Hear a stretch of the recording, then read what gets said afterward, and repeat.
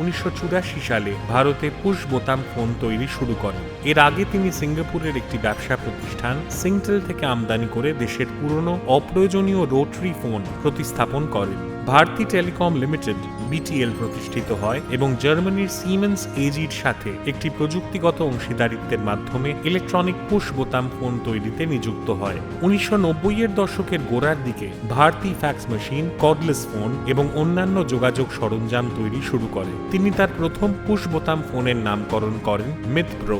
সুনীল ভারতী মিত্তল পাঞ্জাবের লুধিয়ানার এক আগরওয়াল পরিবারে জন্মগ্রহণ করেন। তার বাবা সতপাল মিত্তল পাঞ্জাবের লুধিয়ানার রাজ্যসভার ভারতীয় জাতীয় কংগ্রেসের সাংসদ ছিলেন। তিনি মুসৌরির ওয়াইনবার্গ অ্যালেন স্কুল থেকে পড়াশোনা শুরু করেন, কিন্তু পরে গোয়ালিয়রের সিন্ধিয়া স্কুলে পড়াশোনা করেন। 1976 সালে তিনি চণ্ডীগড়ের পাঞ্জাব বিশ্ববিদ্যালয় থেকে কলা ও বিজ্ঞানে স্নাতক ডিগ্রি অর্জন করেন।